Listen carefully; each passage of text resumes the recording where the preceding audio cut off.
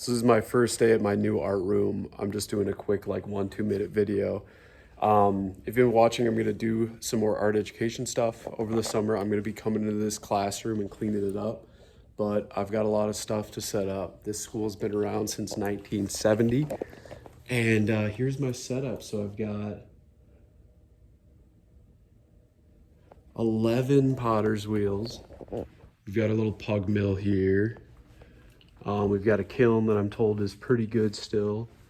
Lots of glazes and stuff like that. I like these hanging sponge racks, but my wife's here kind of helping me out today. And this is just a really short, quick video. But yeah, this is like classic old art room. And there's gonna be a lot of old stuff for me to go through on the channel.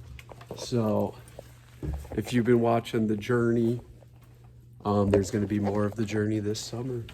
And I hope you check it out. I got so much stuff I'm gonna have to do in here, but we're gonna keep just blowing some junk up.